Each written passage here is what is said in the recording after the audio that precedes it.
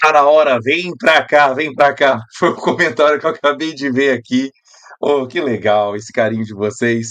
Chegamos ao nosso terceiro episódio da nossa série Decifrando o Mecanismo. Hoje a gente vai falar sobre o código de ativação. O que a gente precisa ativar para poder conhecer mais sobre farmacologia, farmacoterapia, identificar cada problema vinculado ao mecanismo de ação. Hoje é um convite para você estar comigo e eu te apresentar diversas situações clínicas do nosso cotidiano brasileiro e também mundial, para você aprender de uma forma mais contextualizada a farmacologia e servir melhor os seus pacientes. Queria confirmar aqui se vocês estão me ouvindo bem, se está tudo certo, porque hoje tem conteúdo novíssimo, nada de enrolação. Meu compromisso aqui é a gente falar no Farmacoflix de farmacologia, claro, atendendo um pedido da nossa comunidade Farmaco na Prática. Quantos aqui membros pedindo, professor, a gente queria entender tanto mais um pouco sobre o mecanismo de ação, de forma como você explica. Então, fizemos aqui essa série e estendemos isso para aqueles que ainda não são membros da comunidade. Então, sejam todos aqui bem-vindos. Lembrando que toda essa série vai ficar disponível dentro da comunidade a partir da semana que vem. Então, se você está aqui comigo ao vivo, aproveita. Temos os 2 episódios também anteriores que ainda se encontram no YouTube. Se você ainda não assistiu, calma, vem comigo hoje e depois você dá aquela espiadinha aí nos 2 episódios. E lembrando que a gente encerra amanhã os nossos episódios, né? Com inclusive o nosso fechamento com a inscrição para a comunidade Farmaco na Prática. Tudo certo aqui? Olha aí, tô vendo, a aula passada não foi possível, mas vamos lá, todo mundo hoje aqui, eu quero todo mundo envolvido, deixa já o seu like, se inscreva no canal e também ativa o sininho para as notificações, beleza? Alguns avisos aqui importantes, porque alguns podem estar chegando aqui agora e falar, mas o que é esse Farmacoflix? É uma forma, então, diferente, é um treinamento onde eu quero que você saia do ponto A para o ponto B, aprendendo farmacologia de uma forma muito diferenciada. Quem já está comigo aqui nos outros 2 dias viu que a gente não teve aqui 1 minuto sequer para ficar elucubrando ideias e falar assim, não, coisas longe do nosso contexto social, acadêmico, não. Exemplo sobrou para todas as áreas. E eu quero hoje também falar de farmacologia de uma forma aplicada com vocês. Aliás, estou até me lembrando aqui um bate-papo que eu tive no direct hoje com uma colega, falou, Thiago, eu tô lá no Farmacoflix, mas me tira só uma dúvida aqui rápida. Eu tô com uma paciente que está fazendo uso de amlodipino e, de repente, ela teve os 2 pés muito inchados, eu tô preocupado com a função renal dela. Eu falei, olha só, se você estiver hoje comigo na nossa série, eu vou te explicar isso por detalhes. Não dá para a gente ficar vinculando sempre uma ideia de edema maleolar por conta de insuficiência renal. Isso pode ser vinculado ao próprio mecanismo de ação dos bloqueadores de canal de cálcio. Veja que é uma forma diferente, então, de lançar hipóteses, de interpretar, inclusive tomar a decisão mais assertiva com cada tipo de paciente. Beleza? Então, o que eu quero aqui é formar mais profissionais para a gente conseguir servir uma gama de pacientes que tem, entre aspas, aí, se dado muito mal, pagando convênio, sendo atendido muito mal, infelizmente, porque parte do conhecimento é bom na área de fisiopatologia, de diagnóstico, mas na hora de prescrever tem sido uma lástima, e em parte pelo desconhecimento da área de mecanismos de ação. Tá? Lembrando que a nossa comunidade é uma grande plataforma de ensino contínuo da área da farmacologia, toda semana mais conteúdo novo, já somos mais de 5.000 membros, espalhados aí por mais de 14 países em todo o mundo. Temos alunos do Canadá, dos Estados Unidos, da Alemanha, Portugal, Espanha, Bolívia, Brasil, Uruguai. E é um prazer aqui a gente poder falar, né, de farmacologia sem aquela forma presa às ementas, tá bom? Se você então chegou aqui de paraquedas, é bom avisar que sempre no nosso momento final do evento a gente abre as inscrições para a comunidade Farmaco na Prática. Isso vai acontecer amanhã, no finalzinho da aula. E para você ter acesso ao link com prioridade, você precisa entrar no grupo do WhatsApp. Esse grupo tem um link aqui abaixo na descrição do vídeo, onde você pode entrar e ficar ali aguardando o momento certo, até porque hoje eu tenho algumas surpresas para vocês no final da aula já de hoje, tá? Então, aguenta aí que tem algumas coisas para eu anunciar para quem já está esperando há tanto tempo para entrar na comunidade Farmaco na Prática, ok? Então vamos lá. Vamos lá. Tem muito conteúdo hoje. Farmacoflix, o que é? É a nossa grande série. Se você já é membro da comunidade, já pôde assistir todas as nossas outras 6 edições. Estamos agora na nossa 7ª, que é o Decifrando o Mecanismo. Tem sido um prazer poder falar de uma forma tão aberta aqui com vocês, né? Uma forma revolucionária. Aliás, já uma salva de palmas para aqueles que estão comigo desde segunda-feira, anotando tudo, fazendo conexões, vários insights, talvez já aplicando o conhecimento já na sua rotina de trabalho. Fico muito feliz por isso. Tenho recebido esse feedback nos meus grupos de WhatsApp, Instagram e companhia. Lembrando, então, que a nossa série Decifrando o Mecanismo, tivemos as 2 edições e hoje a gente está aqui, ó, no episódio 3, o código de ativação. Lembrando que você pode assistir ainda os outros episódios, mas que vai ficar disponível por pouco tempo no YouTube. Depois é para a comunidade Farmaco. Uma frase sempre de reflexão em nossos episódios. A primeira agora que eu queria já trazer para você ficar empolgadíssimo hoje é: estar informado é estar protegido. Quanto mais informação, opa, sem dúvida, na farmacologia então nem se fala. Aliás, cabe aqui um pouco de culpa agora que eu vou colocar no seu coração. Porque se você esteve comigo nas outras aulas, aprendeu algo, e agora esse conhecimento já está na sua frente, não tem como você voltar àquela origem. Então, uma nova informação faz você ter uma mente muito mais aberta e nunca mais igual ao original. Então, eu estou te trazendo do ponto A e levando você para o ponto B através de várias formas de conhecimento. Espero que hoje haja uma nova área de expansão de conhecimento através do código de ativação. Vamos embora, que hoje tem conteúdo. Me apresentando aqui para aqueles que não me conhecem, sou o professor Tiago de Mello, pós-doutor em farmacologia pela Espanha, na Universidade de Santiago de Compostela, com mestrado e doutorado em ciências fisiológicas e graduado em farmácia na Federal de Ouro Preto, a primeira escola de farmácia da América Latina de 1839. E o nosso objetivo aqui sempre é incentivar o uso crítico, ético e racional dos medicamentos. Sou professor da Universidade Vila Velha, aqui no Espírito Santo, na área de medicina, e da pós-graduação em ciências farmacêuticas, orientando alunos de iniciação científica, mestrado, doutorado e pós-doutorado, e bolsista em produtividade pelo CNPq na área de farmácia. Temos o nosso Instagram também, Farmaco na Prática, você também pode nos seguir, viu? Quem está chegando aqui hoje, lembra que a gente tem também as nossas doses diárias de conhecimento. Estou vendo aqui, ó, a Bianca falando, a aula de ontem foi tão boa que demorou dar sono. Espero que hoje eu também possa causar o mesmo impacto, tá? Não quero deixar você com insônia, não, mas quero deixar você bem reflexiva e aprendendo muita coisa boa. Então, como é que você se define já? Escreve aí para mim. Não sei nada, me ajuda, tô aprendendo, tô animado, tô pronto para dominar a farmaco ou já sou da comunidade e tô aqui? Quem é da comunidade, coloca aí, ó. Hashtag sou membro.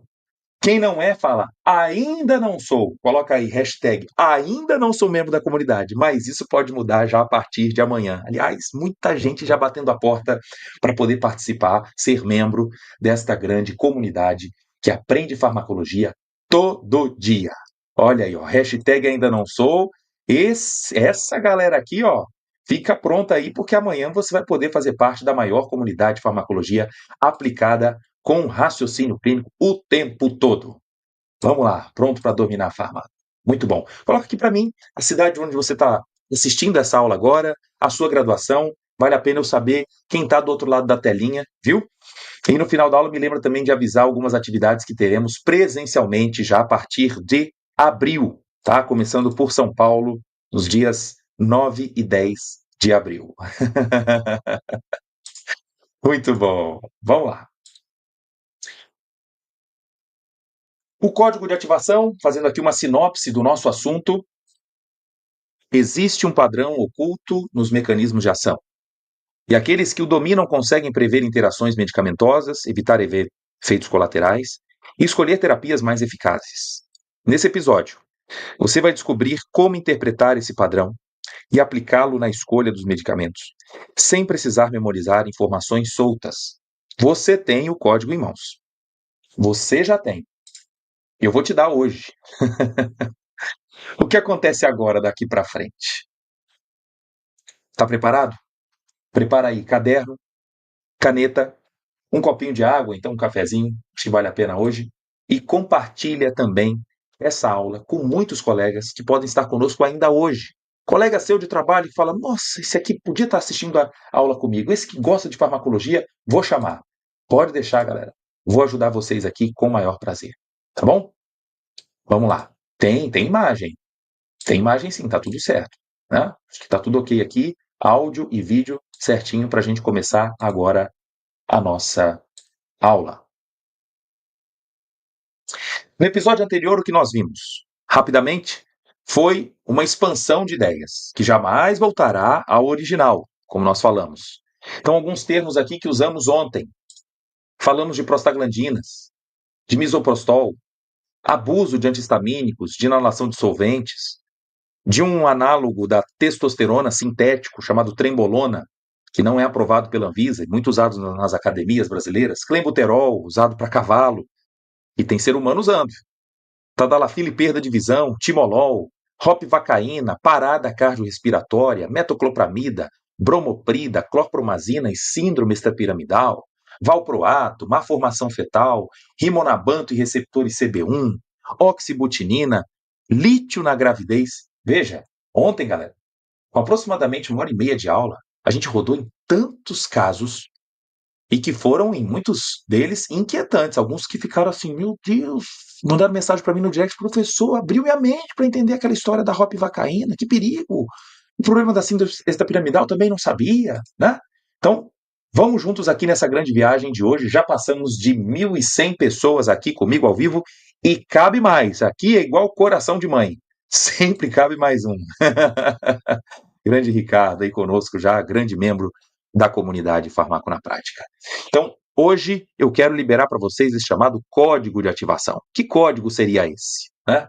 Eu tenho certeza que se você está aqui comigo, olhando para essas caixas, elas não são mais a mesma coisa. Bateu o olho nisso dentro de uma farmácia, e foi interessante essa experiência que eu tive com a minha equipe. Quando a gente foi gravar alguns vídeos dentro de uma farmácia de uma ex-aluna minha, né? Ela cedeu com todo carinho, e a gente pôde fazer ali alguns modelos de atendimento, né? Como é que acontece. E, de repente, a nossa equipe olhou assim e falou assim, meu Deus, é tanta caixa, é tanto nome, como é que vocês organizam tudo isso? Bom, uma coisa na hora de organizar é pensar na ordem alfabética, em alguns colocarem também por classes, mas outra coisa é agora a gente caminhar no mais profundo, entender o que cada substância dessa faz e conseguir aplicar para o nosso dia a dia. O desafio!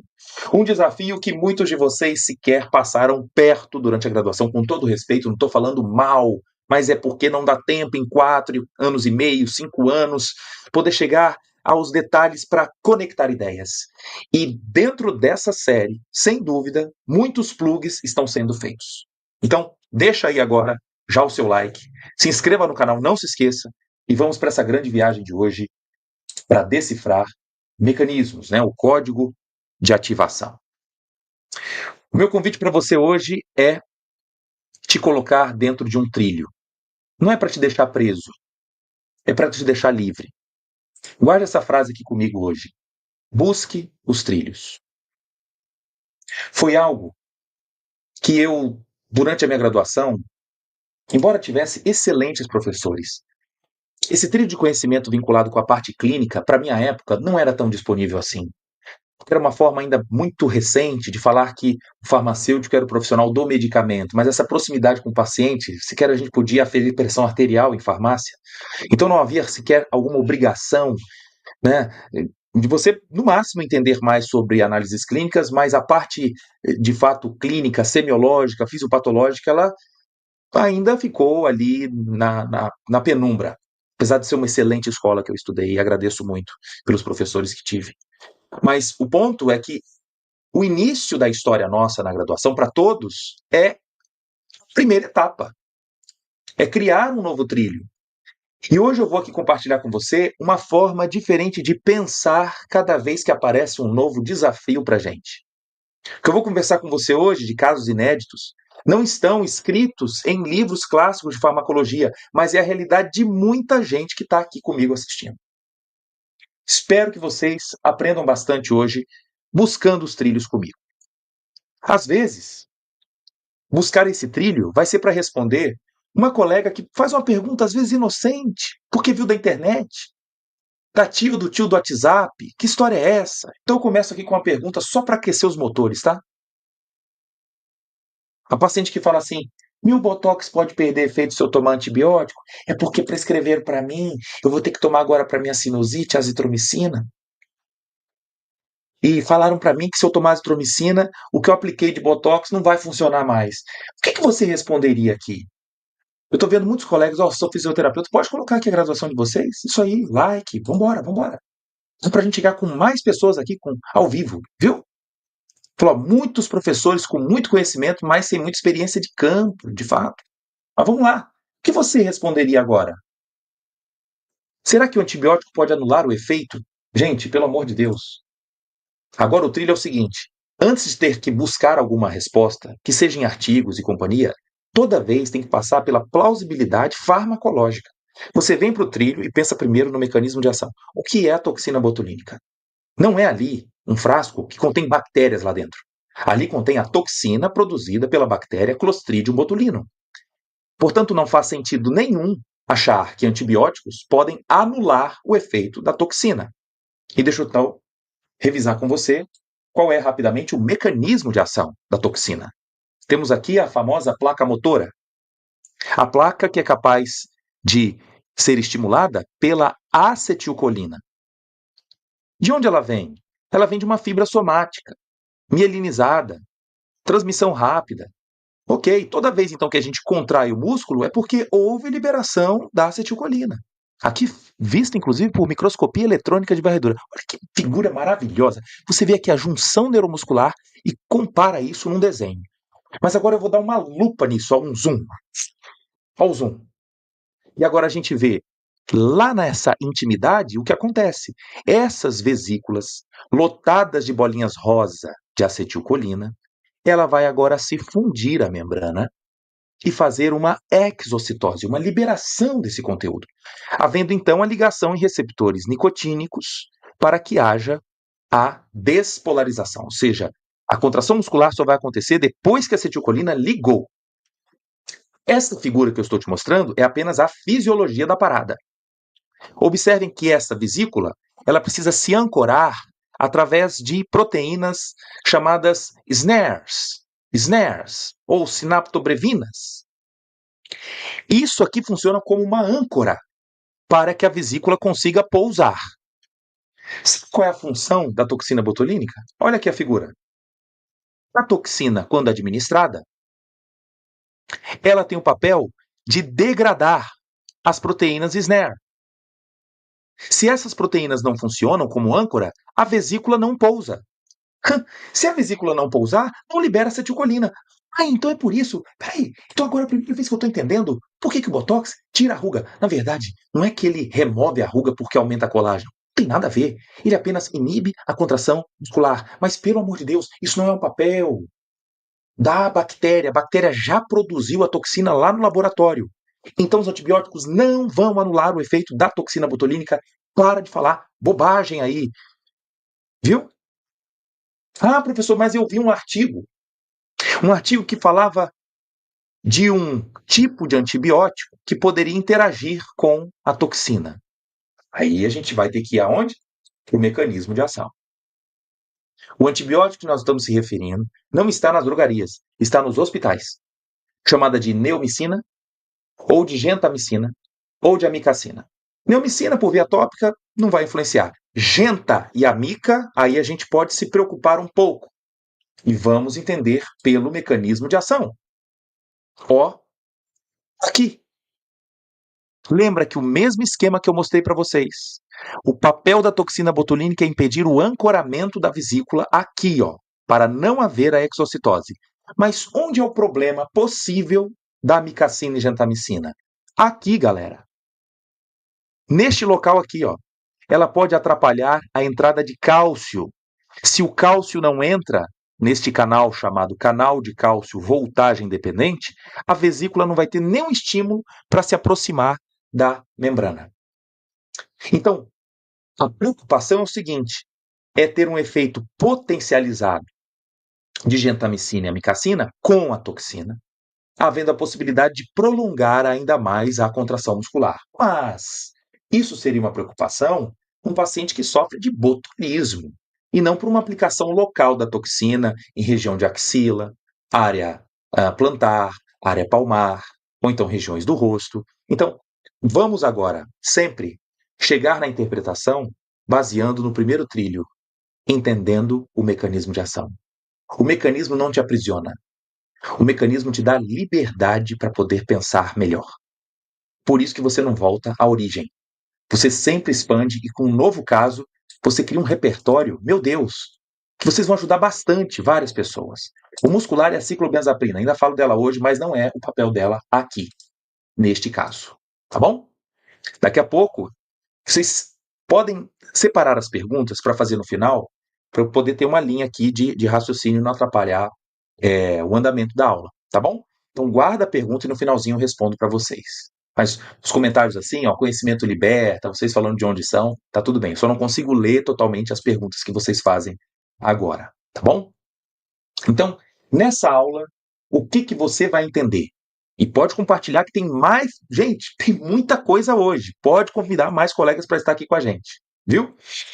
Nessa aula você vai entender a buscar um padrão oculto nos mecanismos de ação para facilitar o seu raciocínio clínico. Você vai entender que através deste trilho criado, é muito mais fácil propor as melhores estratégias e interpretar os efeitos adversos.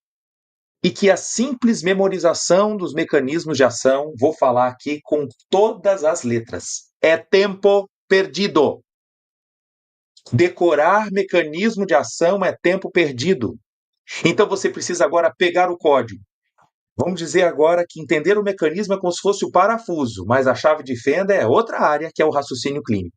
E esse é o diferencial aqui nosso da farmacologia na prática. Não é o aprender por aprender.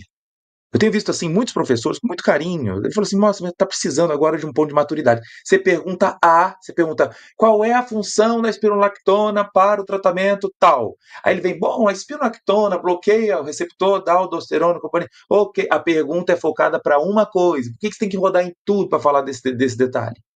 Foco, aponta para o problema em si. Não preciso ser novamente um Woodman, porque lá eu abro o livro e leio. O importante agora é trazer sempre à mente o ponto certo, ser assertivo, sucinto, para responder as perguntas de vocês. Tá bom? Vamos lá. Então, o primeiro relato aqui, eu estou engordando com o meu antidepressivo. E aí? Alguém já passou por isso? Por essa pergunta? Esse certo sofrimento? Falou, olha, eu queria melhorar. Tiago, eu precisei tomar paroxetina, aumentei meu peso e agora eu estou precisando de ajuda. Procurei uma nutricionista e uma endócrino. E a solução foi essa aqui que me deram. Gente, o que aparece para mim de casos não está no gibi. Eu tenho um meu grupo próprio do WhatsApp, onde cada caso que acontece do meu dia a dia eu vou lá e anoto.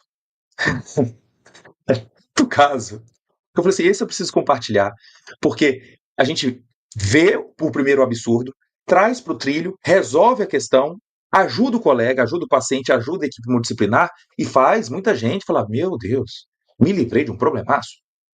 É antever problemas. E esse aqui, você consegue ver? Olha, dos inibidores seletivos de recaptação de serotonina, a paroxetina é a que tem maior envolvimento com o aumento de peso. Mas a solução não está em suplementar com triptofano, tampouco associar com sibutramina. Por qual motivo? Gente, se eu misturar esses três, nós temos aí um grande problema. A sibutramina, qual o mecanismo de ação dela? Sibutramina também aumenta a oferta de serotonina. Ela inibe a recaptação de serotonina e noradrenalina. E o triptofano, ele é matéria-prima para produzir serotonina. Os três juntos formam um blend perfeito para que essa paciente possa ter um quadro de taquicardia, ansiedade, sudorese importante.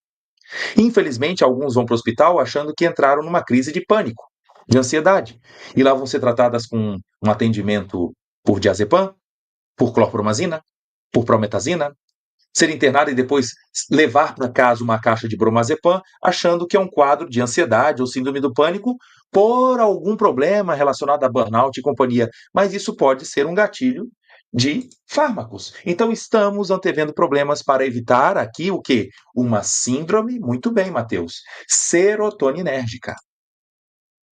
O termo diaforese se refere a essa sudorese excessiva, acompanhada de midríase, e que geralmente é interpretada como uma crise de pânico.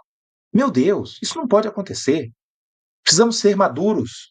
Associar paroxetina com sibutramina não deve ser a melhor saída.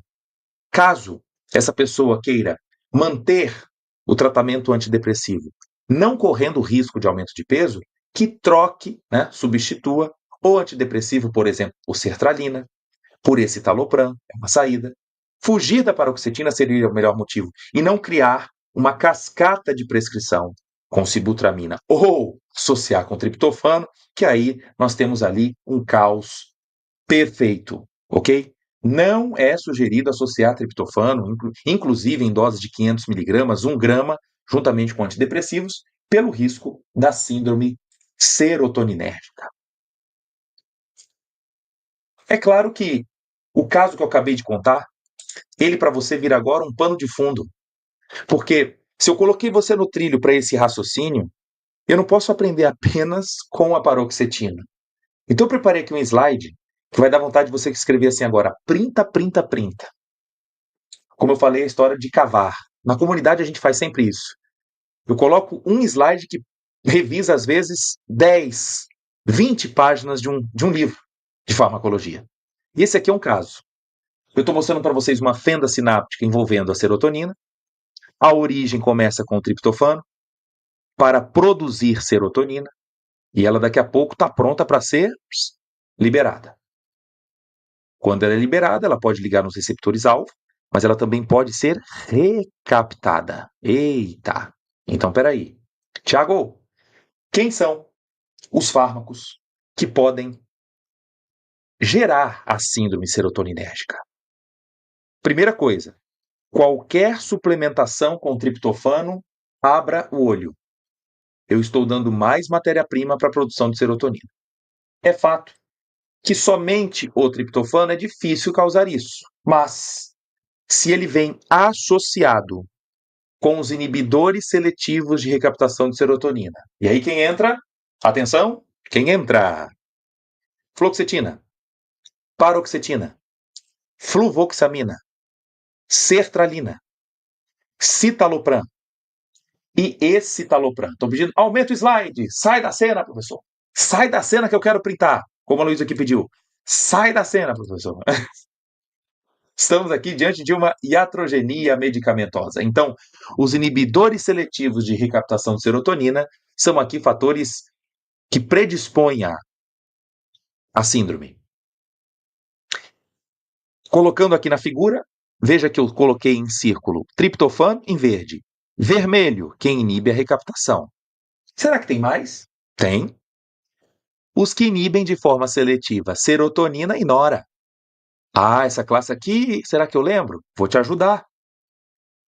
Venlafaxina, desvenlafaxina, vortioxetina, duloxetina, sibutramina. Tá todo mundo aqui na caixinha azul. Atua onde? Também inibindo a recaptação.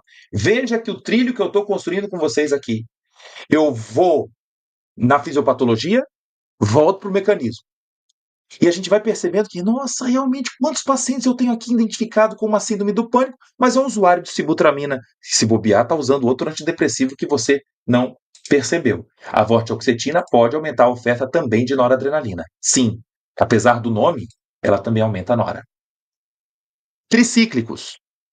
Amitriptilina, nortriptilina, imipramina.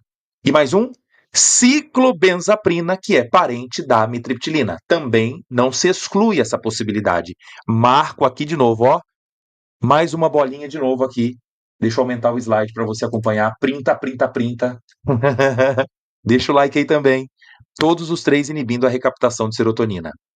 Selegilina, usado no Parkinson, por inibir a MAO pode então atrapalhar a degradação da serotonina, aumentando a sua oferta.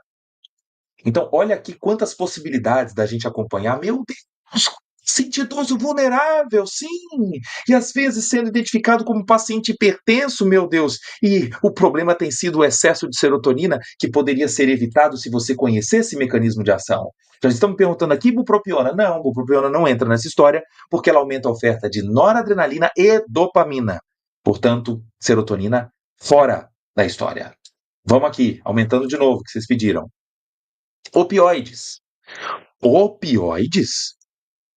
Tramadol, fentanil, meperidina e metadona também podem inibir a recaptação de serotonina, especialmente tramadol. Ficar atento aqui com aqueles pacientes que sofrem de dores crônicas, fazem uso há muito tempo de tramadol e associam com antidepressivos. Outra possibilidade. Mais um, anfetaminas. As anfetaminas também podem aumentar a liberação de serotonina. É fato que a quantidade principal é de nora e dopamina, mas também serotonina pode estar envolvida. Não se exclui essa possibilidade. Aliás, tudo isso que eu estou contando aqui para vocês não é opinião minha. Isso está tudo ancorado em artigos científicos que ficam dentro do pacote de quem é membro da comunidade farmaco na prática. Todo mundo que é membro tem acesso a todo esse acervo. Agora, especialmente para a aula de hoje, se você estiver dentro do grupo do WhatsApp, terminando essa aula, você recebe o pack com todos os artigos que ancoram esta aula. Tá bom? Então, qualquer uma dessas classes cruzadas precisa de atenção. É isso aí, Felipe. Olha só que legal. Olha que transformadora a forma de nós pensarmos.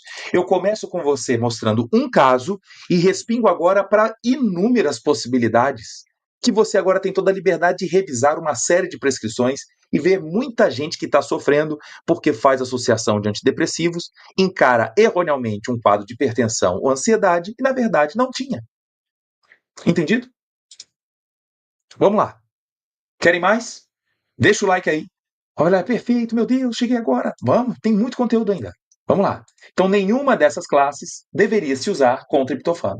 Então, isso aqui é um alerta, sabe para quem? Para as nossas colegas nutricionistas, para os meus amigos nutricionistas, nutrólogos. A galera também da farmácia fala assim, quer saber? Além do antidepressivo, leva um triptofano que também vai ajudar. Pode atrapalhar. Pode atrapalhar por ser a matéria-prima na produção de serotonina. Mais um caso? Olha, eu tô achando até, entre aspas, engraçado. Estão só aumentando o número de pessoas assistindo. É porque, normalmente, nos eventos, as pessoas acham assim, terceiro dia, os caras enrolam. Enrolam porque no quarto dia quer poder liberar o link para poder entrar no negócio que depois eu não sei se vai ter conteúdo. Para você ver, aqui não tem papel de parede. Meu compromisso sempre com vocês aqui, toda vez que me dedico para estar com vocês, ele chega a ser desgastante demais para mim. Porque eu quero sempre o melhor aqui para vocês. E todos os casos que vou apresentar são eles inéditos. Estando aqui, todos juntos, assistindo juntos. Então, like, galera, e vamos embora para aprender mais, tá bom? Então, volta o slide para fazer o print. Aproveita, printa. 1, 2, 3, é? Printa, printa, printa, printa. Vai, aproveita.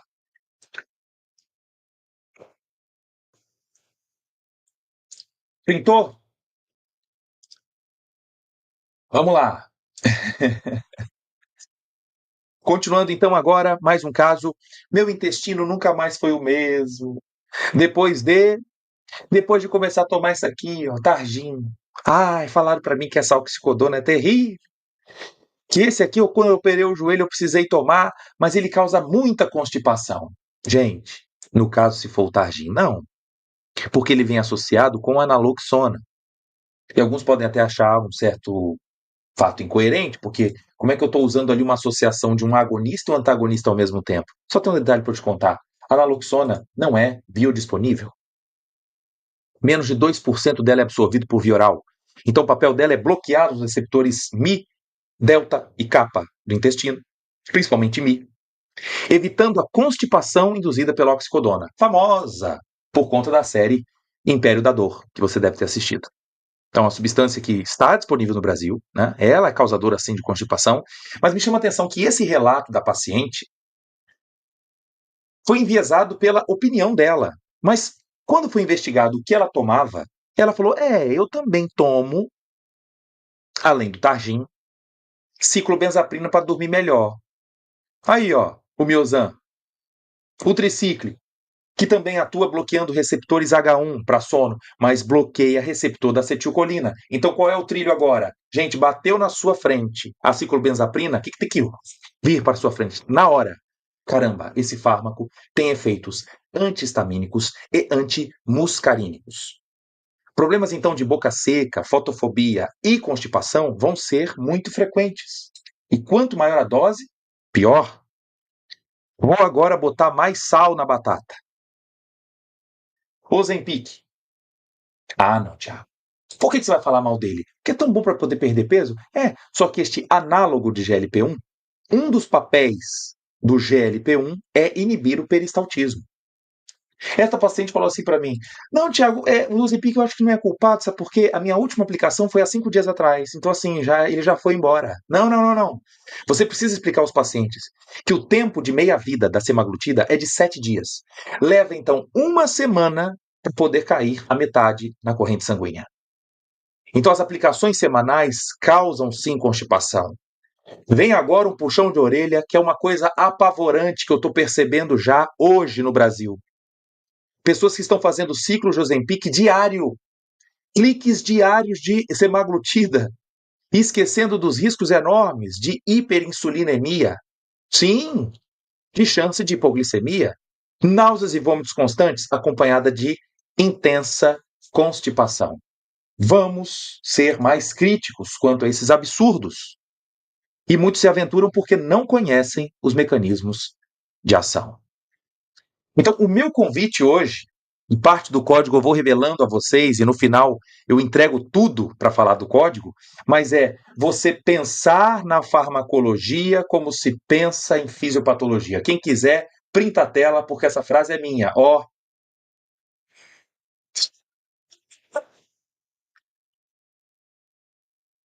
pensou? Essa é a ideia. Pensar na farmacologia como se pensa em fisiopatologia.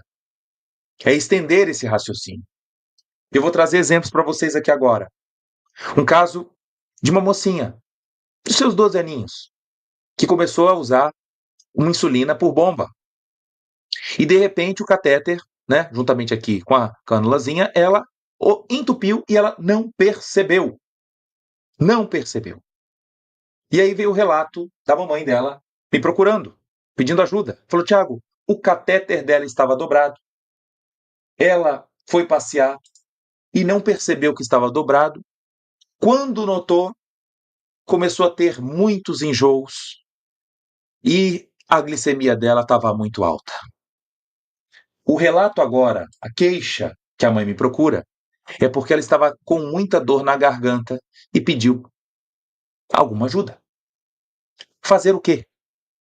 Fazer o quê? Estão pedindo o link de quê, gente? O link do WhatsApp está aqui abaixo na descrição do vídeo, tá bom? Aqui abaixo. O ganho de peso, no final eu explico. No final da aula eu explico certinho da paroxetina, tá? Já passamos aqui, vamos lá. Então, e agora, muita dor na garganta, o que eu faço? São da dor na garganta com uma oclusão de catéter. Parece incoerente, não? Vou te ajudar. Lembra que o papel da insulina, qual é?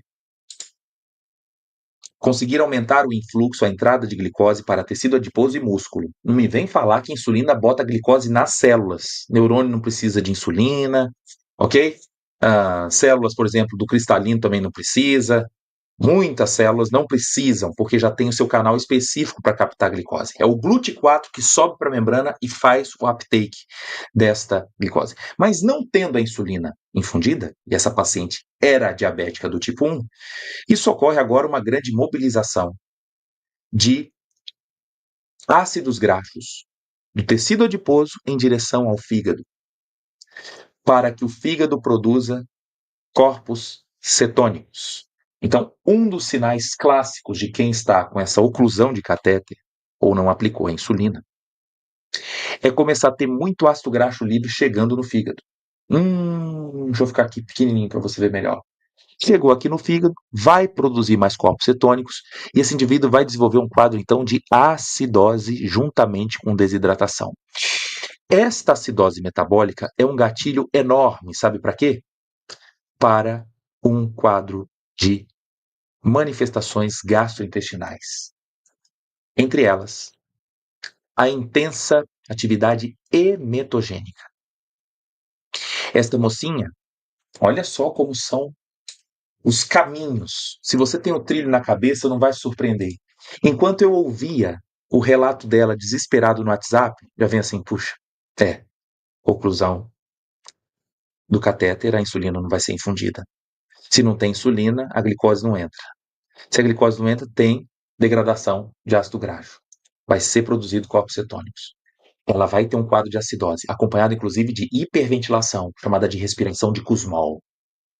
Ao mesmo tempo, ela vai começar a vomitar muito, perdendo conteúdo ácido. Nesse ponto não é tão ruim, porque ela está num quadro também de acidose, é bom perder esse grupo de hidrogênios, né, por via gastrointestinal. Mas, pelos vômitos incoercíveis, frequentes, o estômago tolera, mas o esôfago não. A dor na garganta não era por causa da cetoacidose, e sim do conteúdo gástrico lavando o esôfago. Estão gostando? Veja que essa aula não é importante. Alguns entram aqui e falam, essa aula só é importante só para farmacêutico. Eu duvido. Não tem um profissional de saúde aqui que não teria uma chance de dar uma espiadinha e pegar para ele muito conceito importante. Né? Vamos lá. Qual foi a solução que eu dei para ela? Primeira coisa, se eu não conhecesse esse mecanismo de ação, eu falar assim, tá doendo muito, né? Faz o seguinte, dá para ela o omeprazol para a gente resolver isso. O omeprazol, para aquele momento agudo, pouco tem a sua importância, porque ele inibe a hidrogênio potássio ATPase. O papel dela seria inibir a secreção ácida para, se um dia ela tiver novamente as crises, não vai lavar o esôfago com tanta acidez assim. Mas eu preciso de uma substância que neutralize o mais rápido possível esse conteúdo ácido. E olha que interessante. Para isso, existe um MIP na farmácia, que é a mistura de hidróxido de alumínio com magnésio.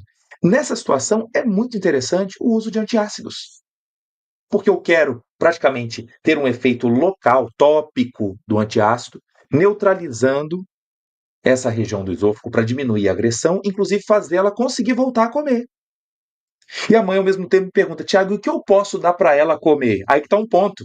Porque ela ainda se encontra num quadro de hiperglicemia. E eu não posso incentivar isso demais. Então, qual seria o produto ideal para ela consumir, que seja pastoso, pobre em carboidrato e consiga trazer um certo alívio enquanto ela se recupera? Já porque a insulina estava voltando a ser infundida. Eu sugeri para ela gelatina. Olha que interessante. Olha só. Olha que legal. Olha que forma transformadora da gente pegar um caso que era assim, aparentemente, meu Deus, é um quadro de acidose. Ai, ela está agora tendo dor no esôfago com a culpa. Calma. Eu trouxe você para o trilho, eu entendi pelos mecanismos de ação, e agora, de uma forma simples, a gente consegue atenuar um problema, sabendo, claro, que a reposição de insulina já estava sendo feita. Era apenas para ela conseguir novamente voltar ao padrão de hidratação, porque ela estava tendo problema até de consumir água de coco. Estão entendendo? Hein, gente? É muita entrega, não é não? Estamos com mais de 1.600 pessoas aqui. Eu quero mais gente hoje nessa aula e a gente vai ter mais conteúdo, tá bom? Olha aí, ó. Sou enfermeira, extremamente cuidadosa com os meus pacientes. Que bom, Márcia. Vamos lá. Vamos junto aí. Até a gelatina ficar pronta, mingau de aveia seria. Não, existe gelatina pronta também, né? O mingau de aveia, lembra que o mingau também pode ter carboidrato, né? E o mingau geralmente consumido é quente, se eu não me engano. Você come mingau frio? Me conta. Aqui a ideia do gelado é de trazer um certo alívio também. Like, meu povo. Vamos para mais um caso? Vamos lá. Então, o meu compromisso aqui é ter, sabe quem no meio? Não é o medicamento, é o paciente. A gente chama isso de patient-centered care. Ele está no meio. Então eu tenho que acompanhar qual é o estilo de vida dele, trabalhar com a equipe multidisciplinar, entender qual é o contexto da família, saber se ele mesmo se autocuida, e o medicamento é um ponto dessa estrela. Ponto. O paciente está no meio. É ele que eu quero aqui, ó. Quem quiser, printa a tela. Essa figura maravilhosa da European Heart Journal de 2024. Só coisa nova aqui para vocês, pelo amor de Deus. Eu quero saber o seguinte: quem não está na comunidade, não perde essa chance para estar amanhã, não, hein? É uma forma de você criar atalhos, é um catalisador, é uma enzima para você sim ser um profissional de saúde qualificado. Tá bom? Vamos lá. Bom, para ter essa visão, vocês também podem ajudar. É um ajudando o outro, tá? Estamos aqui juntos nessa proposta. Será que sobra também casos para hospital? Ou em hospital a gente não precisa de mecanismo de ação?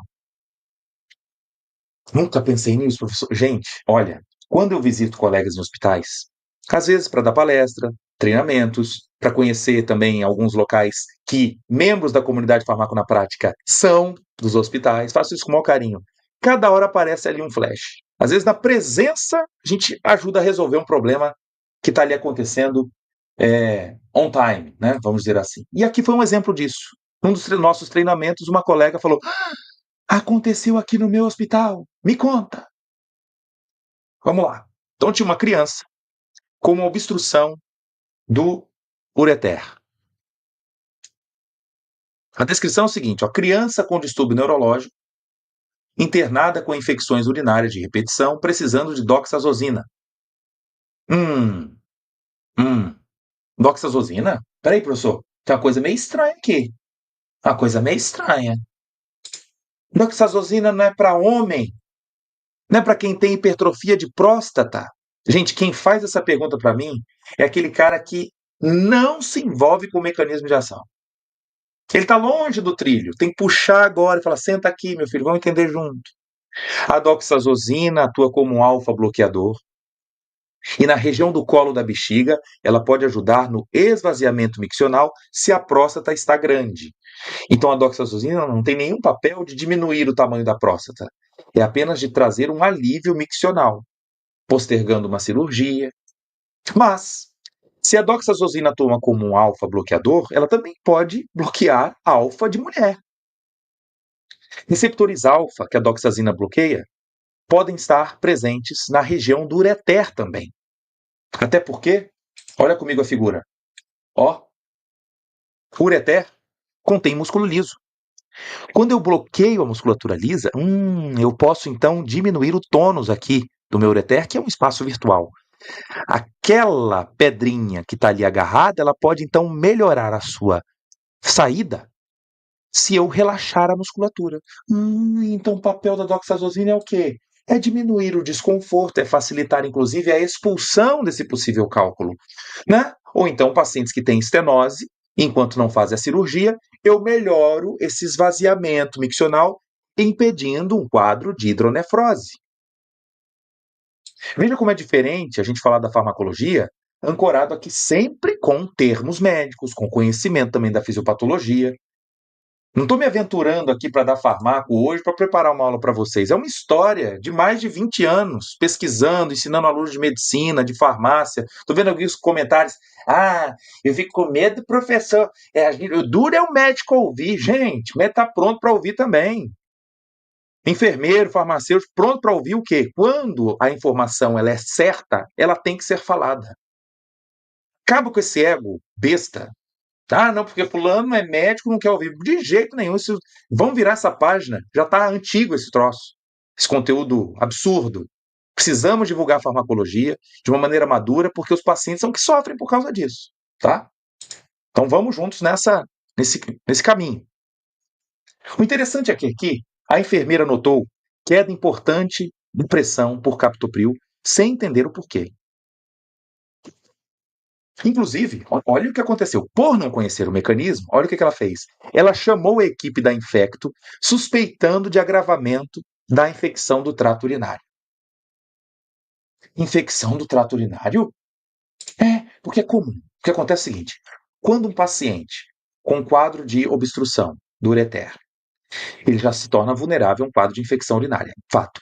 Começa a baixar demais a pressão, tem gente que já começa a ficar preocupado, pede hemograma, fica medindo temperatura, porque já suspeita de um possível choque séptico. Meu Deus, e aí? Mas nesse caso, nós estávamos diante de uma interação medicamentosa. O captopril, como é que ele atua? Ele é alfa-bloqueador? Não, você precisa lembrar agora, vem comigo para entender o mecanismo de ação do captopril. Vou te mostrar uma forma como você nunca viu como atua o famoso inibidor da ECA. Muita gente aprende na escola assim. A ECA é uma enzima importante para produzir angiotensina 2. A angiotensina 2 se liga no receptor AT1, aumentando a pressão arterial. Esta é uma via da ECA. a mais famosa, a que homenageia, inclusive, um mecanismo encontrado por argentinos e ingleses, mas com todo respeito, a gente não pode esquecer a via que os brasileiros identificaram lá em São Paulo, nas décadas de 50 e 60, a via chamada da bradicinina. É bom lembrar que a ECA tem uma afinidade 25 vezes maior pela via da bradicinina. Quando então eu uso o captopril e eu inibo a ECA, lembre que também existe um acúmulo de bradicinina. Este acúmulo repercute também em aumento de óxido nítrico, prostaglandinas e que vai fazer baixar a pressão arterial. Meu Deus, junto com doxazosina é que a pressão cai mesmo. É esperadíssimo. Para ficar mais clara essa informação, eu trouxe aqui a figura da enzima, da usina, não enzima, de Itaipu, usina hidrelétrica. E quando eu fui visitar pela primeira vez ao vivo, eu achava que a principal parte aqui, ó, de Itaipu era essa aqui dessa água. E aí os engenheiros falaram: "Não, gente, as turbinas não estão aqui neste lado esquerdo. As turbinas estão aqui. Aqui é só o ladrãozinho da água. Quando o rio aqui enche demais, a gente deixa escoar essa água em excesso." E essa analogia que eu quero fazer com você agora. A história da angiotensina 1 para 2 é o ladrãozinho aqui, ó. É o mínimo. O principal da turbina é a bradicinina. Esta que, quando nós usamos o captopril e inibimos a ECA, quem acumula nesse mar aqui, ó, nesse marão de rio aqui, ó, rio bom para criar papo, esta bradicinina é que acumula, contribuindo para a redução da pressão arterial e potencialmente também induzindo tosse. Gente, só com esse detalhe, quantos eu vejo? O cara tá tossindo com captopril, troca para enalapril para ver se tosse menos. Isso não é uma alergia ao captopril. Isso é acúmulo de bradicinina que pode acontecer com qualquer representante da classe. Então, captopril, lisinopril, ramipril, todo mundo. Entendido aí? Gostaram da analogia? Chega a emocionar tantos conhecimentos. Que bom que vocês estão gostando. Ok? Vamos lá. Entendido, né? Dados inéditos aqui com vocês. Então, esta possibilidade da queda da pressão arterial, galera, nesse caso, não é por agravamento de uma infecção do trato urinário, claro que não. É por uma associação de doxazosina com captopril e que mereceria aqui, talvez, a redução da dose do captopril ou, eventualmente, até a sua suspensão. Tá? Quem quiser, printa, pega lá e printa. Vai, aproveita. 1, 2, 3 e já, printa. Ei, printou? Vem pra cá. Pode compartilhar aí. Fala, ó, estamos mergulhando fundo da farmácia. Gente, e posso dizer para vocês aqui que isso ainda é ponta de iceberg do que a gente tem dentro da comunidade Farmaco na Prática, que a gente abre as inscrições amanhã, no finalzinho aqui dessa aula. Tá bom? Vamos junto aí. Claro que bradicinina diminui a pressão arterial, sem dúvida. Mais um caso aqui. Eita! Estamos chegando a 1.700 pessoas aqui ao vivo. Dá o like, compartilha, se inscreva no canal e vamos juntos. Aqui foi um outro caso de um jogador recente de futebol, hipertenso, e que começou a treinar na praia e começou a passar mal, com sinais de desmaio. E aí a família me procura e fala: "Tiago, estou preocupado porque é o seguinte, ele é hipertenso, foi pedido para ele fazer exercício. Ele foi fazer e quase desmaiou na praia. Agora não quer fazer mais exercício. O que ele abandona, o exercício ou o medicamento?" Aí que está na hora também de pensar na desprescrição. Volta para o trilho. Ela me manda a foto. "Tiago, ele toma losartana e alodipina." Eu falei: "Mais alguma coisa? Mais alguma coisa?" E falou: "Pera aí. Para próstata. Mas esse é da próstata, não tem problema não, que é para próstata. Chama doxazosina. Alguns chamam, né, comercialmente de Duomo." E aí eu te pergunto, o que você vê nessa imagem? Você vê agora, no meio, apenas a prática de exercício já pode ser um potencial para a queda da pressão arterial. Eu tenho aqui um bloqueador do receptor de angiotensina 2. Eu tenho um bloqueador de canal de cálcio e tenho o alfa-bloqueador doxazosina. Eu não mostrei o caso anterior do hospital à toa. É porque na farmacologia é assim. Você, quando entra no trilho, pega o código, caramba, Se aparecer um caso semelhante, você consegue ali fazer conexões. E claro que o próximo caso vai ser resolvido com mais facilidade.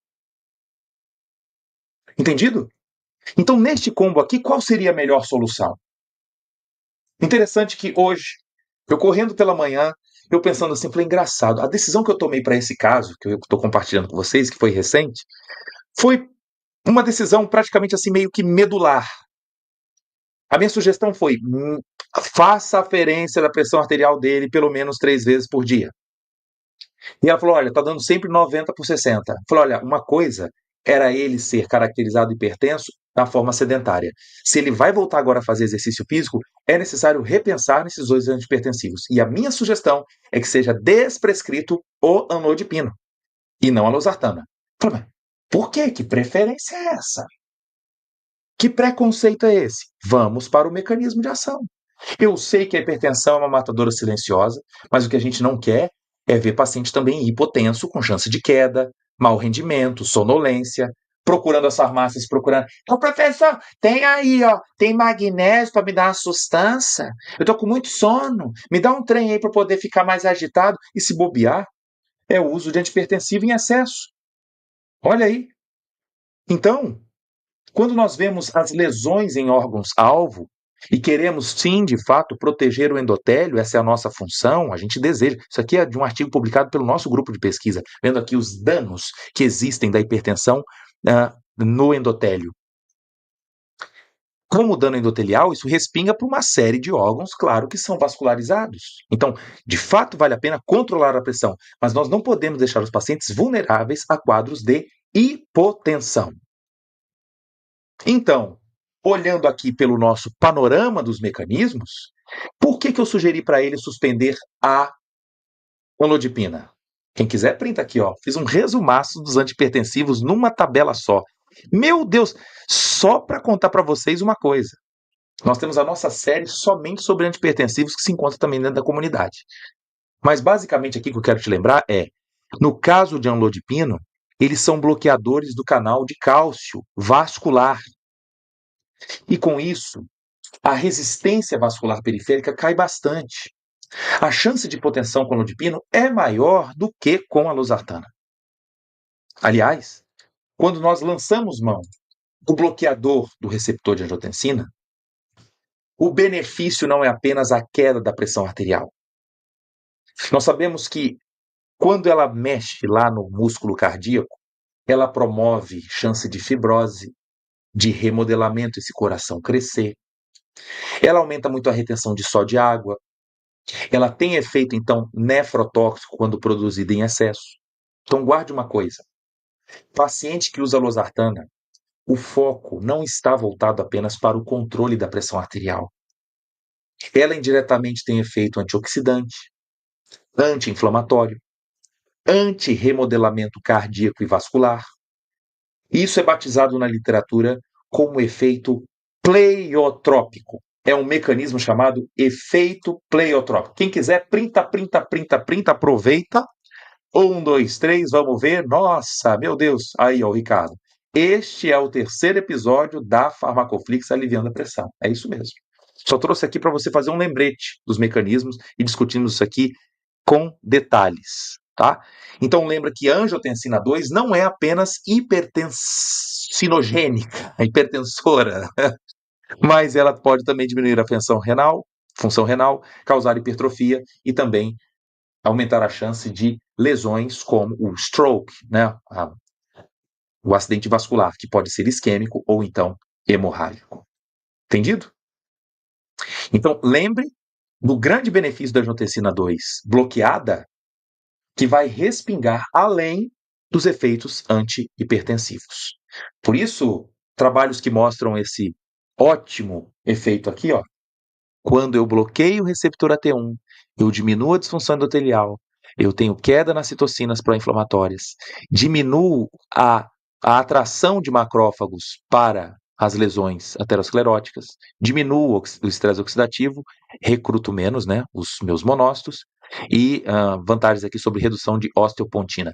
Gente, o benefício, então, como ele é muito superior, é por isso que nas campanhas hoje de tratamento para paciente hipertenso, A gente não escolhe como primeira alternativa amlodipino. Você tem toda a liberdade de pegar um protocolo e falar, vou copiar. Porque já estudaram sobre isso e eu não quero nem saber das outras coisas.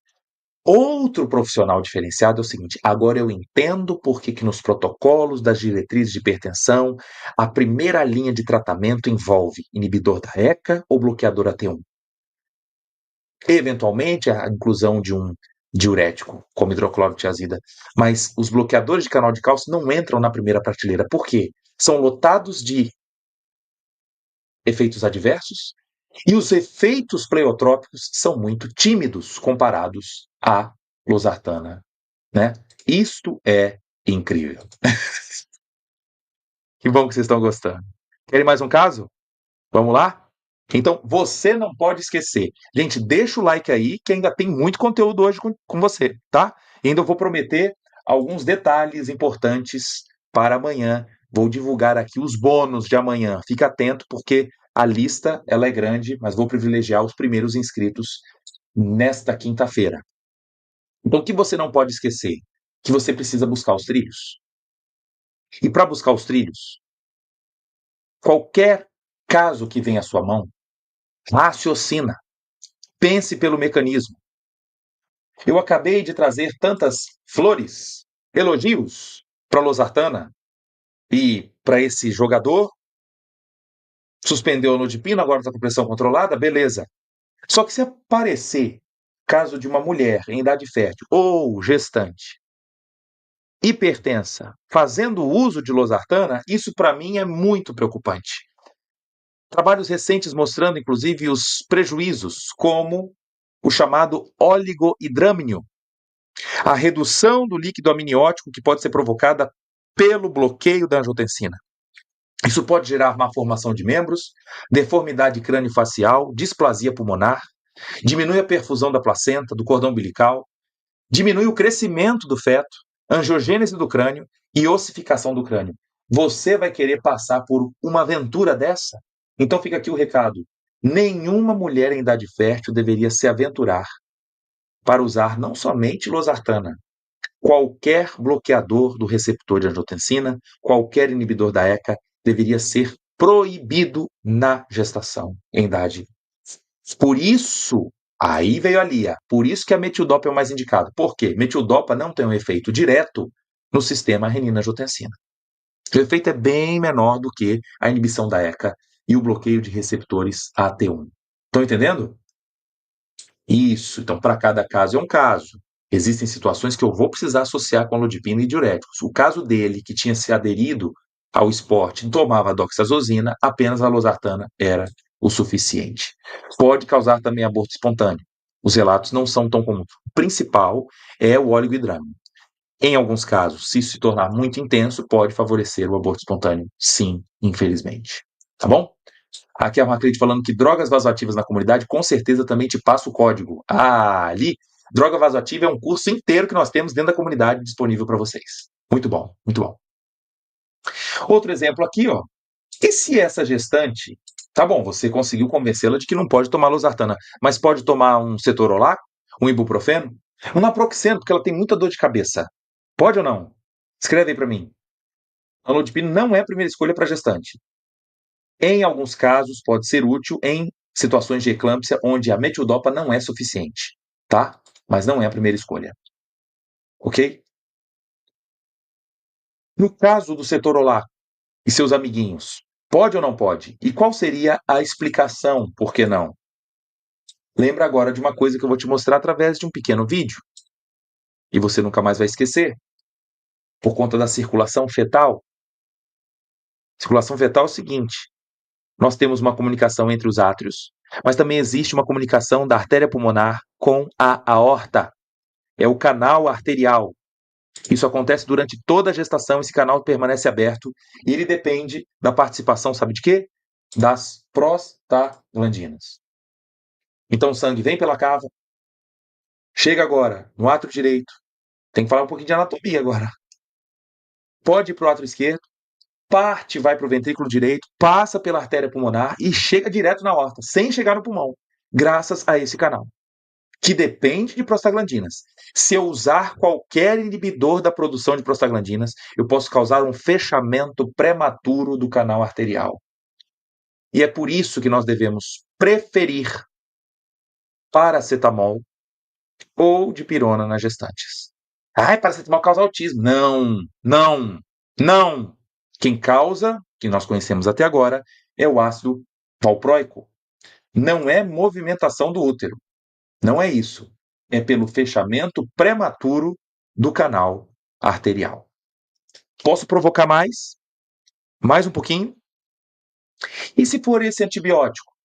Eu quero que vocês coloquem para mim sim ou não, e o raciocínio vai ser pelo mecanismo de ação de cada um. Sim, carbonato de cálcio é favorável. A suplementação tem sido instituída, inclusive pelo Ministério da Saúde, para diminuir os quadros de eclâmpsia. Ok, tá? Por que não pode ciprofloxacino? Olha, ele botou assim, não, por que não? As quinolonas, não é surdez, tá vendo? Galera, aqui a gente vai vendo. Quando a gente vai fazendo o teste, amanhã, eu inclusive vou fazer uma aula com um caráter mais de quiz, para ver o quanto que você aprendeu aqui. Vou colocar experiências de membros da comunidade e colocar algumas perguntas. Eu vejo muitas vezes você escrevendo assim, logo a toque de caixa, sem voltar para o trilho, sem voltar para o raciocínio clínico. Não é problema de surdez o caso de ciprofloxacino. O problema aqui é que ela aumenta a degradação de colágeno. Ela ativa metaloproteinases. Então, ciprofloxacino, norfloxacino, moxifloxacino, todo mundo não deve ser usado em nenhum trimestre da gestação, por chance de má formação de tendões e cartilagens, e chance de dissecação aórtica, principalmente aqui em idosos, tá? Não é o caso aqui da justificativa de gestantes. Posso tomar vibramicina, se ela te perguntar? Pode? Pode tomar doxiciclina? Também não. Aqui porque ela tem alta afinidade por cálcio. Ela se impregna nos cristais de hidroxiapatita, causando má formação dos ossos e dentes. Então, nenhuma tetraciclina pode ser usada durante a gestação. Tá vendo? Tem uma. Ácido valproico. Ácido valproico há uma relação direta com autismo. Ok? Outro, amicacina. Aí sim. Este aminoglicosídeo, alta chance de surdez e alterações do equilíbrio. Nitrofurantoína, pode. Macrodantina, mesma coisa. Pode. Ok? Monuril, que é a fosfomicina, pode. Aprovada na gestação. O mecanismo de ação dela não compromete a função gestacional. Ok? Pode, hidrossolúvel, isso. Mas cuidado com esse conceito, Marcel, porque a micacina é hidrossolúvel e pode causar surdez. Então não é somente por esse motivo. Ok? A amoxicilina não interfere na amamentação. Não interfere. Vamos lá. E o Bactrim? No caso das sulfas, elas inibem a síntese de ácido fólico e folínico das bactérias, não é da mãe. Mas como essa oferta no intestino pode ser reduzida, principalmente no primeiro trimestre, que a gente não tem esse interesse, eu não quero correr o risco de má formação do tubo neural. O trimetoprim também pode atrapalhar a conversão de ácido fólico em foline. Então, por isso, no primeiro trimestre, as sulfas são contraindicadas na gestação. Tanto sulfa para tratamento contra bactérias ou contra protozoários, como a toxoplasmose. Pode ver aí que nos protocolos de tratamento de toxoplasmose as sulfas não entram no primeiro trimestre. Quem entra é a espiramicina. Entendido? Espiramicina. Cefalexina pode. A gestação é aprovado, não causa teratogênese. Tá? Lembra que a cefalexina tem um mecanismo de ação, volta para o trilho. Professor, como é que você lembra de tudo isso aqui sem uma bula do lado, sem um livro do lado?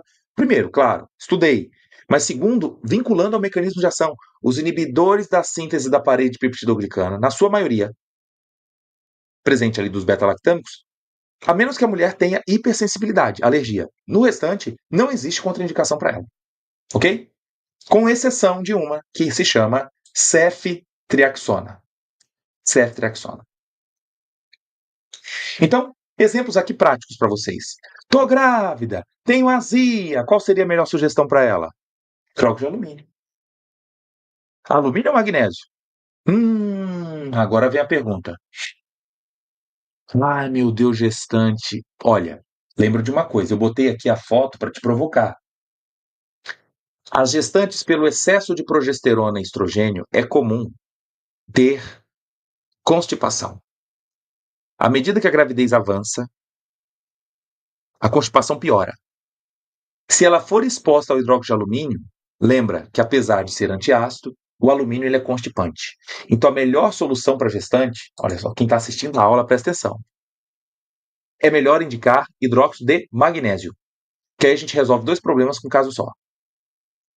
Eu aumento o pH e ao mesmo tempo não contribuo para o agravamento da constipação. Entendido? Ceftriaxona deve ser contraindicada na gestação. Em que fase? Principalmente no terceiro trimestre. Posso explicar isso aqui? É o seguinte: a ceftriaxona tem alta taxa de ligação à proteína plasmática. Ela se liga muito à albumina. E quem é que gosta também da albumina? A bilirrubina indireta. Como na fase da gestação é comum a bilirrubina indireta subir os níveis, pode haver uma competição entre ela. E aí a ceftriaxona deslocar a bilirrubina livre para que ela se impregne em tecidos como a região do sistema nervoso central.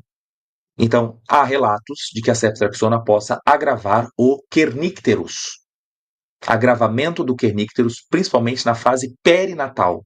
Portanto, deve ser contraindicada nesta fase. Embora recentes artigos, por casos eventuais de mulheres que usaram, houve relatos de que não houve complicação. Mas fica aqui a dica: se é um neonato que tende a ter um quadro de icterícia, cuidado, porque a ceftriaxona pode agravar. Bebê cinzento é culpa do cloranfenicol. Não confunda. Não confunda. Beleza? Em Portugal, constipação é gripes. No Brasil, Marisa, deixa eu te ajudar. Constipação, a gente fala de constipation, que é do inglês, e que é, de fato, prejuízo na defecação. Quando se fala aqui no Brasil obstipação, é aquela sensação de que não foi completada o ato da defecação. O indivíduo termina de defecar e fala: nossa, tinha mais para fazer e não consegue. Tá bom? Mas entenda que é variação de língua. Tá bom?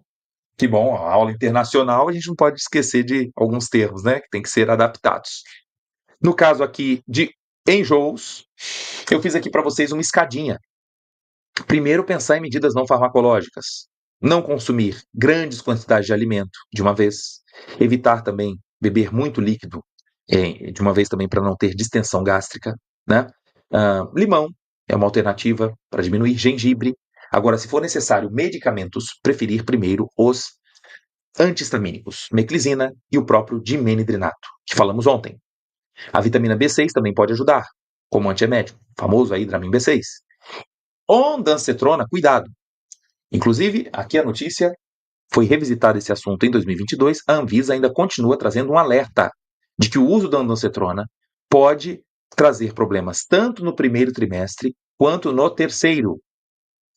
Indicações aqui, por exemplo, de má formação do palato, fenda palatina, entre outras malformações. Então, fica aqui a dica: evitar ondansetrona como primeira alternativa nos tratamentos antieméticos em gestantes. Vocês estão gostando aqui da aula? Hein? Todo mundo junto? Isso, meclizina. Pode. Metoclopramida, evitar. E vamos para o mecanismo? Metoclopramida, qual o problema? Por ela bloquear receptores de dopamina, ela eleva a oferta de prolactina. Uma gestante já é normal produzir mais prolactina e ter aumento das mamas. Eu posso agora trazer uma hiperprolactinemia, até mesmo com chance de galactorreia antes do parto. Então, nenhum bloqueador de dopamina, nem metoclopramida, nem bromoprida devem ser escolhidos, nem doperidona, no início ou durante a fase gestacional, principalmente depois do sexto mês. Essas, de fato, não valem a pena. Então é comigo, gente? Podemos ir mais? Hã? Que bom que vocês estão gostando. Então vamos mostrar aqui mais um caso agora, quando esse jovem canta assim, ó: eu vou tomar um Tadala de 20. Eu vou tomar um Tadala de 20. Por quê, meu amigo? O que está acontecendo? Eu falei: olha, A pipa do vovô não sobe mais. Ontem eu mostrei para vocês o mecanismo envolvido para a ereção peniana, que é dependente da oferta do óxido nítrico para que haja vasodilatação. Só que a gente não pode esquecer uma coisa: tem muita gente procurando estratégias para melhorar a função erétil, mas esquece as doenças de base. Para que haja vasodilatação dos corpos cavernosos, eu preciso do endotélio funcionante. Esse endotélio precisa produzir óxido nítrico. Eu posso ter, infelizmente, doenças que possam comprometer a função endotelial. E foi o caso desse paciente que me mostrou os exames. Glicemia de jejum de 249. Pós-prandial 291. Glicada de 9,8. Ou seja, o indivíduo hiperglicêmico. Meu Deus. E tratando com o quê? Mandou para mim a receita. Tomando empagliflozina e linagliptina. Será que você bate o olho assim e já volta para o trilho? Você volta para o trilho rápido? Falei, nossa, peraí, esse aqui eu não estou lembrando muito bem. Empagliflozina é parente de quem? Da dapagliflozina. O mecanismo de ação dela envolve a excreção de glicose na urina. Enquanto o papel da linagliptina é outro. Lembra que nós também produzimos o GLP-1.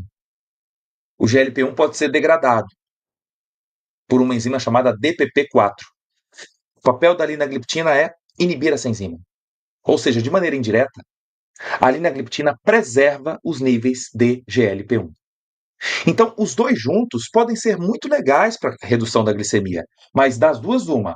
Ou esse cara não está tomando, ou a oferta dele de insulina já foi para as cucuias. É preciso medir aqui a oferta dele de insulina. Eu preciso te lembrar uma coisa. O curso normal de um paciente diabético é ir caindo sua produtividade de insulina ao longo do tempo. E é por isso que muitos chegam naquela fase, ai meu Deus, já estou tendo que tomar insulina. É um diabetes tipo 2 que evoluiu para isso, porque entrou em exaustão as minhas células beta. E com todo carinho eu falo aqui, não sai da aula agora não, que eu vou falar mal do Ozempic. É porque tem gente olhando só para o hoje. É o indivíduo, entre aspas, que tem uma dívida financeira e a solução para ele sempre é buscar o empréstimo. É o mesmo raciocínio que eu vou fazer para o Ozempic e seus amigos. Porque eu estou induzindo uma produção exagerada de insulina num pâncreas que já está.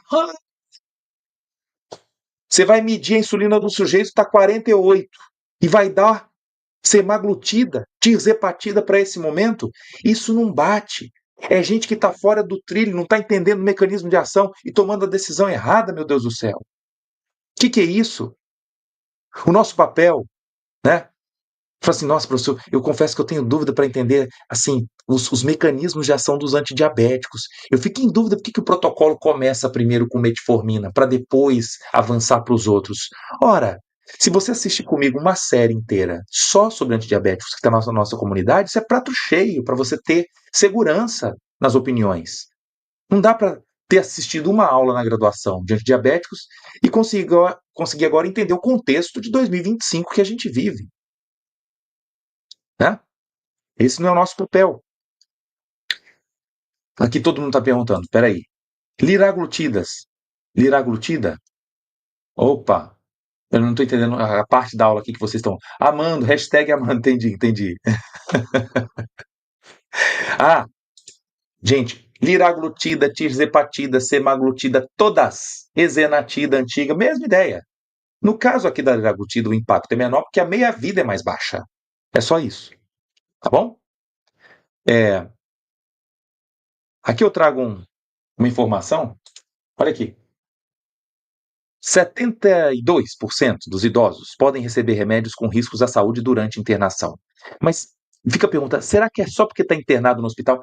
Se internado no hospital sob vigilância está tendo esse problema, você imagina na rotina.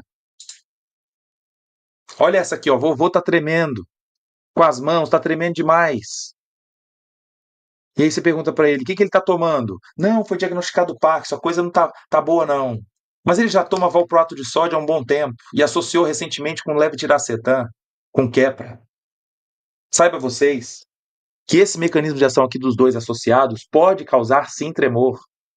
Só que a solução feita para esse paciente foi uma decisão equivocada. Prescreveram para ele levodopa com benzerazida, porque foi mal diagnosticado com Parkinson. Como me procuraram para poder? Falou, Tiago, me ajuda, porque às vezes o problema acontece e chega até mim. Se chega antes, a gente consegue evitar. Se já está instalado, a gente faz a leitura, voltando para o trilho. Volta para o trilho. E voltar para o trilho é o quê? Caramba, pensa. O trilho agora é, se a levodopa aumenta a oferta de dopamina, pode aumentar a chance de surtos psicóticos. Pode aumentar a chance de agressividade. Ok, então a solução agora não é um antipsicótico, e sim suspender a levodopa, porque o tremor aqui é causado pela associação dos dois anticonvulsivantes. Perceba, o que eu quero aqui com vocês, galera, é isso aqui, ó. É expandir a sua mente. Você viajou comigo aqui durante 1h20, só vendo diversos tipos de caso clínico. E eu prometi para você aqui revelar o código de ativação. Sabe qual é o código? O código aqui de ativação, sabe qual é? Segura aí. O código de ativação é a sua melhor versão. É quando você agora detém a informação, sem dúvida, você se torna um profissional muito mais seguro, assertivo, valorizado. Não tem volta. Quem está comigo aqui já nesses 3 episódios, com certeza é sucesso. Pensa aí. É estar sempre sendo agora um profissional com segurança para tomar as decisões, mas não por achismos, mas baseado em quem está no trilho. Quem está no trilho, olha os frutos, as consequências de um profissional seguro. O medo vai embora. Ele tem controle. Aquela sensação de potência vai embora. Sucesso. Insatisfação sai fora. Novas oportunidades? Com certeza vão ter. Inclusive para você ser um autônomo. E não ficar dependendo, falar, não quero mais ser responsável técnico, é muita opressão aqui, eu não consigo exercer a minha profissão. Olha, tem como hoje, principalmente na área da farmácia, tantas outras que estão aqui me assistindo, estou vendo aqui cirurgiões conosco, pessoal da enfermagem, quanta gente consegue agora alcançar novos alvos ao dominar a farmacologia, né? Então, hoje aqui, qual vai ser o nome do nosso código? Né? Qual é mesmo? O de hoje? Lembra aí. O código de hoje sabe qual vai ser? Segura agora. O código é esse aqui, ó. É ambiente. Eu vou dizer, o primeiro código que eu liberei para você agora, o primeiro, envolve a ideia da transformação, porque você é essa melhor versão. Mas sabe quando a gente vai abrir um cofre, alguma coisa, que você tem a primeira senha e tem depois a contrassenha? Eu vou dizer agora que o código secundário se chama ambiente. É o ambiente onde você anda. Eu fui privilegiado por estar desde 98 num ambiente muito favorável a um aprendizado, começando por Ouro Preto, pela Federal do Espírito Santo, por tantas faculdades que eu andei, universidades, pela experiência fora do país, ambiente. Mas esse ambiente, você também pode agora estar aqui comigo, ó, nesse novo trilho. Vamos dizer, se eu estou nesse trilho e agora tem um vagão aqui comigo, eu sendo, nesse momento, maquinista por um momento, talvez possam ter novos maquinistas comigo nessa jornada, mas ter uma comunidade que todo mundo vem trabalhando junto, todo mundo aprendendo junto. E nós vamos fazer isso na próxima quinta-feira, amanhã. Amanhã nós vamos abrir esse momento com vocês aqui de inscrição da comunidade. De abrir aqui a comunidade, nós vamos fazer isso agora. Como? Bom, abrir a inscrição vai ser amanhã, na quinta-feira. O que eu vou avisar para vocês aqui agora é o seguinte: quem está comigo e está no grupo já do WhatsApp, vocês amanhã vão ter chance de participar da maior comunidade de farmacologia do Brasil e poder se inscrever com prioridade. Para se inscrever com prioridade, eu vou liberar o link lá dentro. E aqueles que entrarem primeiro vão receber aqui alguns bônus. É a primeira abertura do ano que a gente vai fazer numa condição surreal e com alguns prêmios que você então já vai receber agora. Deixa eu mostrar aqui a lista para vocês. Presta atenção, hein? Eu já preciso avisar isso antes, até mesmo para, de uma forma sincera e honesta, com quem já está acompanhando há tanto tempo a série, saber que amanhã, mais ou menos 9h25, 9h30, eu libero esse link. Tá bom? Então é o seguinte: primeiro, o primeiro inscrito vai ganhar uma mentoria individual comigo, pelo Zoom, para a gente poder conversar sobre carreira, tirar dúvidas sobre caso clínico. É uma conversa de aproximadamente 45 minutos, 1 hora.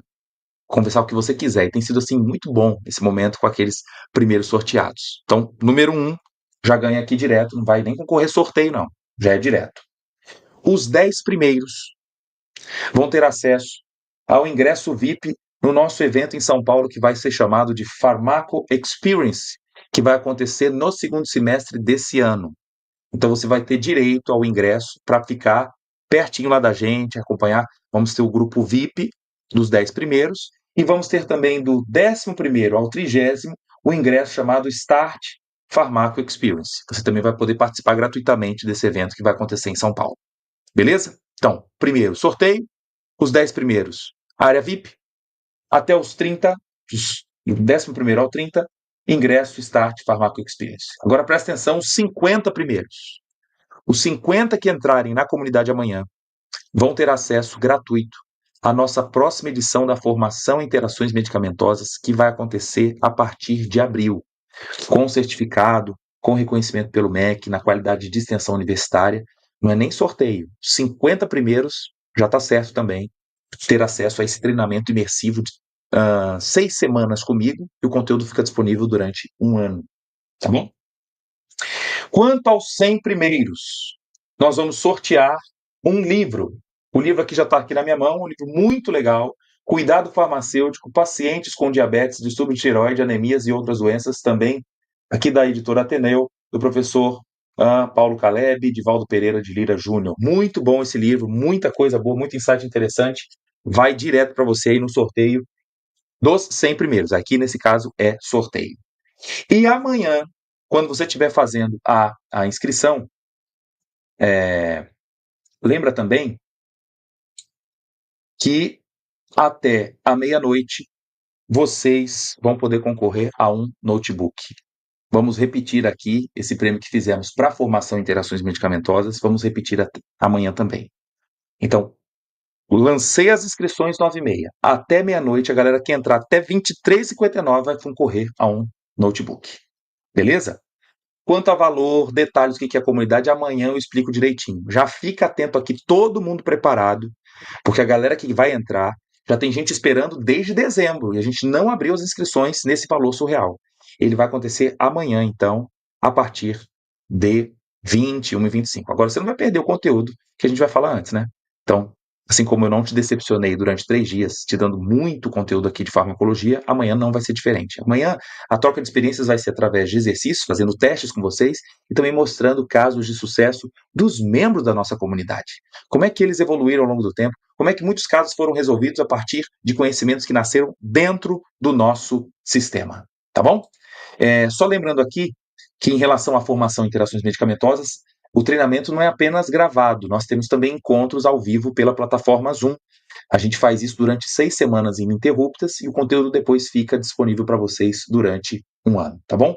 Amanhã eu explico tudo dentro da comunidade, vou navegar por dentro dela para você conhecer, tá? Mas eu preciso já antecipar aqui dizendo que muita gente, nós temos mais de 15 mil pessoas no grupo do WhatsApp, e certamente muita gente vai querer bater a porta logo para poder ter acesso a todos esses prêmios e bônus. Então, eu não vou liberar primeiro aqui o link para a galera aqui no chat. Não vou fazer isso. Nossa equipe vai estar pronta para liberar o link dentro do grupo do WhatsApp. Se você ainda quiser entrar no grupo, é fácil. É só clicar nesse link que está aqui abaixo na descrição do vídeo. Você que chegou, entre aspas, de paraquedas na aula de hoje, falou: meu Deus, eu preciso entrar nessa comunidade. Em tempo. Entrou aqui, você também pode concorrer com os nossos bônus de amanhã. Beleza? E detalhe, o que eu contei aqui de bônus é até o bônus de amanhã, até meia-noite. Mas a gente vai ter outros bônus que aí eu anuncio amanhã. Para ter acesso à comunidade, você passa a ter acessos por 1 ano. Na renovação, você renova com um desconto ainda maior. O que a gente quer é que vocês tenham a permanência na comunidade para incentivar a educação continuada na área de farmacologia. Beleza? Então amanhã eu explico mais. Tá tudo certo. Eu agradeço já de coração, a gente tendo aqui mais de 1.300 pessoas ao vivo e vamos terminar aqui junto no nosso Instagram, como a gente tem feito nos outros 2 dias. Eu quero que você coloque ali hashtag ambiente. Ambiente é o quê? O nosso código. O código de ativação de hoje, hashtag ambiente, vai terminar todo mundo junto aqui no nosso Instagram Farmaco na Prática. Cadê?